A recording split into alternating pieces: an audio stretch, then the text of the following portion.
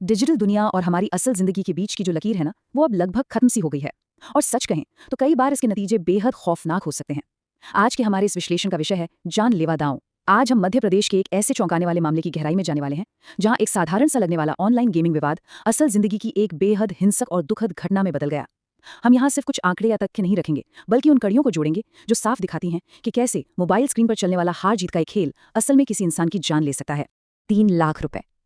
अब सोचने वाली बात है, किसी के लिए ये एक बहुत साधारण सी रकम हो सकती है और किसी के लिए जिंदगी भर की बचत। लेकिन इस पूरे त्रासदी के बिल्कुल केंद्र में यही एक नंबर मौजूद है। देखिए, ये कोई बहुत बड़ा कॉर्पोरेट घोटाला नहीं था, न ही कोई पुरानी पारिवारिक दुश्मनी थी। ये 3 लाख रुपए का वो दाव था जिसने अचानक एक हिंसक मोड़ ले लिया। एक ऐसा कर्ज जो किसी बैंक ने नहीं दिया था, बल्कि जिसकी पैदाइश इस अनियंत्रित ऑनलाइन गेमिंग की दुनिया में हुई थी। इस रकम को याद रखना बहुत जरूरी है, क्योंकि यही वो धुरी है जिस पर यह पूरा का पूरा मामला घूम रहा है। भाग 1। एक दुखद खोज। इंदौर की घटना। इस घटना से जिन दो लोगों की जिंदगी हमेशा के लिए बदल गई, अगर आप उनके बीच का अंतर देखेंगे तो हैरान रह जाएंगे। एक तरफ है समीर पटेल, जिनकी उम्र 32 साल थी, और दूसरी तरफ है रमजान पटेल, जिनकी उम्र महज 19 साल है। एक 32 साल का व्यक्ति और एक 19 साल का लड़का। उम्र का ये फासला ही अपने आप में कई रेड फ्लैग्स खड़े करता है। एक टीनेजर का इतने बड़े वित्तीय विवाद में इस कदर उलझ जाना और फिर हत्या जैसे जघन्य अपराध तक पहुंचना, यह हमें सोचने पर मजबूर करता है कि ऑनलाइन गेमिंग की लत किस हद तक युवाओं को अपनी गिरफ्त में ले रही है।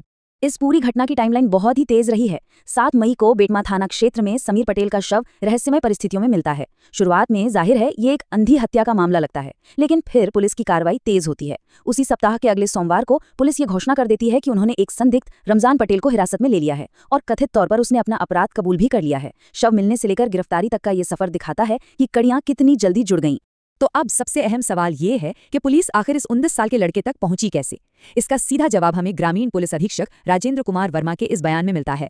दरअसल पुलिस को एक गुप्त सूचना यानी एक टिप ऑफ मिली थी। उसी के आधार पर रमजान पटेल को हिरासत में लिया गया और जब उससे शुरुआती पूछताछ हुई तो कहानी की परतें खुलने लगीं। उसने कथित तौर पर अपना जुर्म कबूल कर लिया।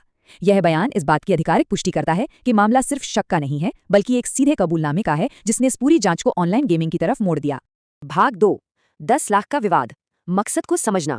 इस पॉइंट पर यह समझना बहुत जरूरी है कि ये विवाद असल में था क्या। ये ऑनलाइन गेमिंग ऋण विवाद आखिर होता क्या है। स्पष्ट कर दूं, ये कोई लीगल लोन नहीं है जो बैंकों से लिया गया हो। ये अनियंत्रित ऑनलाइन खेलों में जीत और हार से पैदा हुआ कर्ज है। जब लोग इन गेमिंग ऐप्स में पैसा लगाते हैं तो हारने पर एक दूसरे के प्रति देनदारी बन जाती है, और इस मामले में भी बिल्कुल यही हुआ। समीर और रमजान दोनों ही इन गेम्स में शामिल थे। हार जीत के इसी खेल से उनके बीच ये गंभीर वित्तीय विवाद पैदा हुआ, जिसका कोई कानूनी आधार या कागज तो नहीं होता, लेकिन इसका जो दिमागी दबाव होता है ना, वो बेहद खतरनाक और वास्तविक होता है। इस पूरे नुकसान का गणित जरा समझिए, ये सच में हैरान करने वाला है। रमजान कथित तौर पर इन ऑनलाइन गेम्स में समीर से लगभग 10 लाख रुपए हार गया था।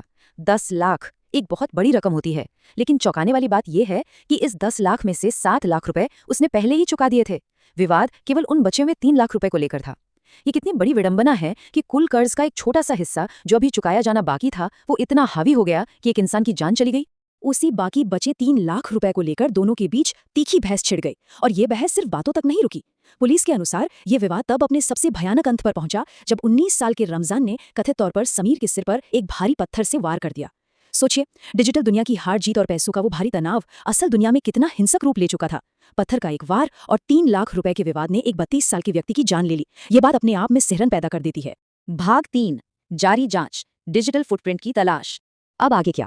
पुलिस की मौजूदा जांच को बहुत ही व्यवस्थित तरीके से आगे बढ़ाया जा रहा है। इसमें मुख्य रूप से 3 चरण हैं।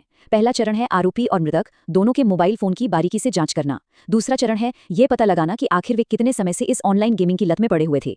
क्या ये कुछ ही दिनों की बात थी या महीनों से चल रहा था। और तीसरा, जो सबसे महत्वपूर्ण चरण है, वो ये पहचानना है कि क्या इस पूरे खेल में केवल ये 2 लोग ही शामिल थे या फिर इस एक्टिविटी के तार किसी बड़े नेटवर्क से जुड़े हैं। एक तरह से ये हम सभी के लिए एक कम्युनिटी अलर्ट भी है, क्योंकि पुलिस का मुख्य फोकस अब 3 अहम क्षेत्रों पर है। पहला, गेमिंग की लत की गहराई को समझना। दूसरा, डिजिटल वित्तीय लेन देन की जांच करना, जैसे वो जो 7 लाख रुपए का भुगतान हुआ था वो कैसे किया गया, क्या यूपीआई का इस्तेमाल हुआ या बैंक ट्रांसफर। पैसों का ये डिजिटल ट्रेल बहुत सारे राज खोल सकता है। और अंत में एक व्यापक सट्टेबाजी नेटवर्क के अस्तित्व की जांच करना। अक्सर इन अनियंत्रित गेम्स के पीछे एक बहुत बड़ा सिंडिकेट काम कर रहा होता है, जो युवाओं को चुपचाप अपने जाल में फंसा लेता है। और अब आखिर में एक बेहद अहम सवाल खड़ा होता है। वो मोबाइल फोन जो अब पुलिस के कब्जे में है, वो असल में एक पूरी आभासी दुनिया का दरवाजा है। उनके अंदर मौजूद डिजिटल फुटप्रिंट आखिर क्या कहानी बयां करेंगे? क्या ये महज दो लोगों के बीच का कोई आपसी विवाद था, या फिर ये किसी बहुत बड़े छुपे हुए ऑनलाइन गेमिंग नेटवर्क का सिर्फ एक छोटा सा हिस्सा भर है, जिसकी जड़ें हमारे समाज में बहुत गहरी हो चुकी हैं? ये सवाल सिर्फ पुलिस के लिए नहीं है, बल्कि इस डिजिटल युग में हम सभी के लिए एक चेतावनी है कि स्क्रीन पर खेले जाने वाले इन खेलों की असली कीमत कभी-कभी असल जिंदगी में चुकानी पड़ जाती है।